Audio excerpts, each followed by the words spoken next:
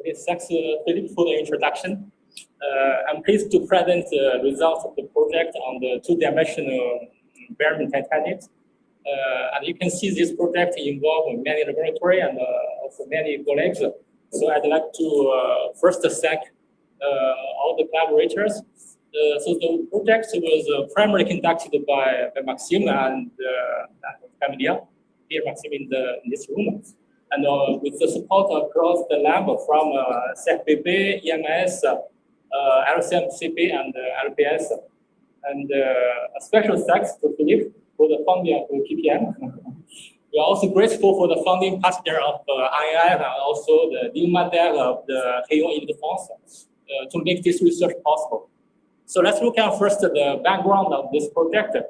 The dielectric capacitor, they are indispensable to make the power inverters and converters. And for example, in the large station power grids and also in the power electronics or electric vehicles. Unfortunately, because of the low energy density, the dielectric capacitor occupies a large volume and weight. So it's necessary the further miniaturization and increased functionality. It needs to improve a lot the energy density to use the dielectric material. But how to improve the energy density of dielectric material is shown by William previously in his slides. The dielectric capacitor, different from electrochemical supercapacitor or batteries, they store energy by the polarization, electrical displacement. So when you charge a capacitor, the dipole orients to increase the polarization to the maximum value PM until when the electrical field approaching the breakdown strength. And during the discharging process, we remove the electrical field because of the rotation barrier. The oriented dipole, they cannot 100% go back to the initial random state. So there will be remnant polarization. And also because of the leakage induction during discharging, so only a part of energy can be reused, can be reached, and can be discharged. So in this cycle, the blue area is the discharge energy density, and the orange area is the energy losses. So in order to have a large blue area and a small orange area, we need to improve the permittivity, the breakdown strength, at the same time decrease the conductivity and the losses. But simultaneously achieve all these objectives in a single material is very challenging. I explain to you why. So here, this figure basically summarizes the most important dielectric material published over the past years. So you can find in a single material, either polymer or ceramic, because of the conflicts between the permittivity and breakdown strength, the energy density always at low level. But the great interest lies in development of the hybrid materials, either polymer-polymer system or polymer-ceramic system. But most of the polymer composites are based on the petroleum-derived polymers. So they are either processed in organic solvent or melt blended and high temperatures. The processes are environmentally problematic. So we are thinking to develop the water-based formulation and use the nanoparticles that can be synthesized on low temperatures. And so you know the dielectric property of the complex material, it largely relies on the size, the shape, and also the spatial distribution of the nanofilter in the matrix. The field simulation, they compare the dielectric strength of the composites with the different atomic structures. So compared to the nanoparticle and the nanofibers, when the nanosheets are parallel to each other and perpendicular to the electrical field, they will serve as an effective barrier to mitigate the electricity and largely improve the breakdown strength. And this is particularly promising to improve the energy storage density. So in this project, we target water-borne dielectric composites using the two-dimensional high permittivity ceramic nanofiller.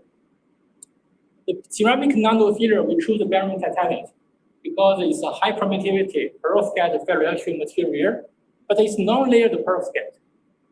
They are 3D corner share lattice structure, and they lack the very intrinsic cleavage plus. That means they cannot be exfoliated by the mechanical way or chemical ways like the graphene material. But if you look at the literature, there are a lot of examples to grow the anisotropic nanostructure. For example, people use the titanium dioxide and the seeds to grow the nanowire, and also can use the titanium dioxide nanotube and the template and get a thermochemical conversion to make the BTO nanotubes.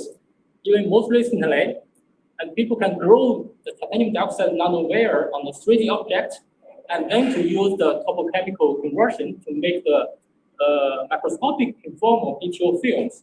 So inspired by this process, we were thinking, so why not adopt this thermochemical conversion to grow the BTO nanosheets directly from the titanium dioxide nanosheets? So we first synthesize the well-defined titanium dioxide nanosheets by using a classical soluble thermal method. And these nanosheets, titanium dioxide nanosheets, can serve as the titanium precursors and also the templates for the following hydrothermal reaction with the barium precursors. During the reaction, here the pre-ionic copolymer can serve as effective template stabilizer. They will absorb on the titanium dioxide surface to form inverse laminar micelles. And when a fraction of the titanium dioxide is dissolved in the strong alkaline solution, the released titanium ions will be confined in this micelle and promote the localized reaction with the nearby barium ions. This will initiate the thermochemical conversion to form the BTO reaction front. At the same time, the co-solvent, ethylene glycol, they will stabilize the micelle at high temperature, and they will slow down the diffusion of the precursor ions and to promote the lateral growth of the BTO nanosheets to form a large sheets. And finally, we are able to produce the BTO nanosheets with the thickness around 10 nanometer and the lateral size around 200 and 250 to 500 nanometers. So we first investigate the surfactant and the co-solvent, how they influence the morphology of the BTO nanosheets. We found at the fixed pre-ionic surfactant concentration, increasing the co-solvent EG concentration, you can increase a lot the viscosity of reaction medium. And this will slow down the diffusion. And to make the barium precursor ions, they prefer to localize the reactor with the nearby template and to grow the very small template. At the same time, on the other hand, if you fix the EG concentration, it will increase the surfactant concentration. The higher the surfactant concentration, the more compact of the micelle and the more significant of this confinement effect. So, and then to further increase the crystallinity and to optimize the dialectical property, we thermally annealed this synthesized BTO nanosheets. We found and we monitored the structure evolution by in situ XRD and also TM. We found that at temperature below 650 degrees, the nanosheets can maintain their two-dimensional morphology. And in this temperature range, the annealing can increase the crystallinity with the evidence of the XRD diffraction peaks stronger and narrower. However, beyond the 700 degrees, the ultra-thin nanosheet will collapse because of the automatic diffusion at the high temperature. And by 800 degrees, the nanosheets completely lose their two-dimensional morphology and to transform into the compact clusters with the cubic nanoparticles. So we found this two-dimensional morphology, they are kinetically rather than thermodynamically stabilized, but still at the temperature 600 degrees, we can still improve the crystallinity and improve the dialectical permittivity from 20 to 70. And if you compare the state art of nanosheet of perovskite material, the value is still lower than the exfoliated perovskite nanosheet, but it is higher than most of the oxide nanosheet and the same thickness. So now we incorporate this nanosheet into the polymer matrix. Here we choose the water-soluble PVA to make the waterborne polymer composites. And finally, we deposit the gold to make the dielectric characterization. We first look at the permittivity. the permittivity gradually increased with the BTO concentration. Interestingly, at low concentration, we found a small peak here. That means the composite at 0.05%, the permittivity is higher than the neighbor samples. And this optimized concentration, this variation of the trend is most significant for the breakdown strength. After ending BTO nanosheets, the breakdown strength increased to reach the maximum value at 0.05 and then gradually decreased. So this optimized the dialectical performance and very low failure content.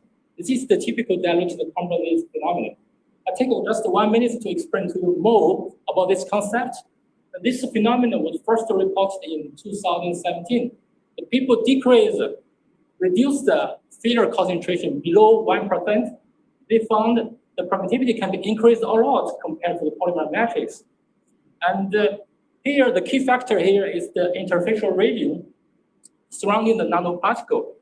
So on the surface of the nanoparticle, the polymer chains, they are tightly compact, which show the relatively low permittivity, but the distance increases from the surface, and the polymer chains will be less constrained and form an interfacial yellow layer with more free volume to show a higher local permittivity. So if you create more such kind of interfacial region in your composite matrix, you can increase the overall permittivity of your material. But at high concentration, when the particles are too close to each other, the interfacial region will overlap, and this interfacial layer with high free volume will disappear, and the overall permittivity will be decreased. So the smaller the nanoparticle, the slower this optimum loading. And there is a review paper summarized most of the diluted composites published until now. And they found this optimum loading basically in the range of 0.1% to 1%. But here with the truly two-dimensional nanosheet filler, we can even lower down this concentration to 0.5%. On the other hand, for the breakdown strength, to explain the data, we characterize the liquid current and the high electric field. We found the evolution of the breakdown strength, they are closely related to the high field conduction. We found at 0.5%, the material shows the lowest liquid current. And we also plot the log plot of the liquid current and the function electric field. We found the high field conduction, they follow the power law of the space charge emitted current spots. And the different spots, the different slope values represent the different conduction region. Here, compared to the pure PV matrix, we found 0.05% composites. The conduction region does not change, but the liquid currents are largely reduced, and also the transition to the trap field limit region will shift to the higher electrical field. That means the incorporation of the BTO nanosheets, they introduce a lot of interface, and this interface will be acts as the tracking sites to track the mobile carriers. This will largely reduce the liquid current and increase the breakdown strength. And the higher concentration and this interfacial region overlap, and the trapezoid, the trapezoid eyes will be mobilized, will be bypass this trapezoid and to contribute to a higher conduction current and reduce the breakdown strength. So we further characterize the energy density by measuring the P loop. Not surprisingly, 0.05% is optimized permittivity and also the breakdown strength. It shows the highest energy storage density. And we compare our energy density and efficiency with the state-of-the-art material with the zero dimension of the nanofiber BTO composites. And we found this two-dimensional based composites that show most of the high energy density and the high efficiency and extremely low concentration. So if you still remember, at the high concentration, we can improve a lot of the permittivity. So when now the profit this high polarization layer, and we combine this high polarization layer in the middle, combined with the two layer with optimum low failure loading to show the to combine the high polarization and high breakdown strength and to make a sandwich complex material. And interestingly, we can achieve also high energy density, but even lower electric field. So to conclude, I hope I have convinced you we are able to synthesize this two-dimensional nanosheet material. And this two-dimensional nanosheet can show different advantages to improve the permittivity and also improve the breakdown strength, to limit the liquid current, and to improve the energy storage density. So I thank you for your attention. I'm happy to take any questions.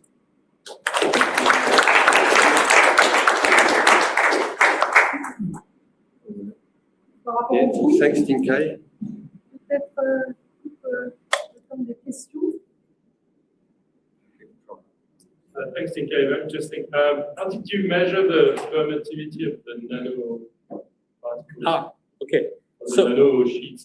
Yes, the nanosheet particle, we mix, when we take the particle, we use the cold press to make a disc.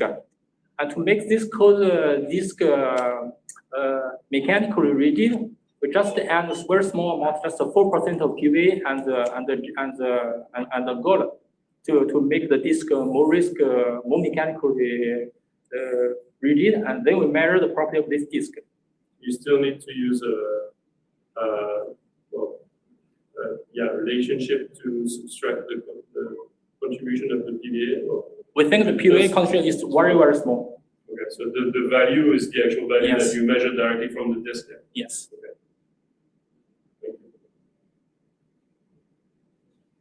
From your X-ray diffraction pattern, the 2D nanoparticles are always in the cubic state, or does not imply that you are splitting, for example, 2 or 1?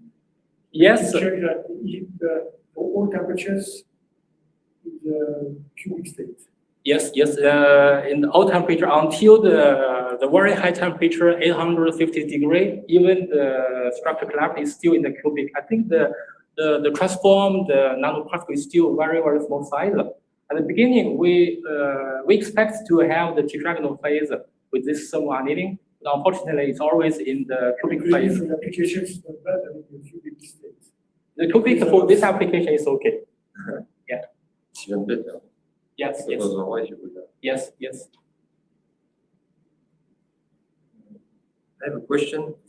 So your explanation of the interfacial changes of properties of polymer is indirect, and so can you comment on independent characterization of this layer of polymer, which other properties which can confirm that there's really a modification of the polymer properties? You talk about free volume and.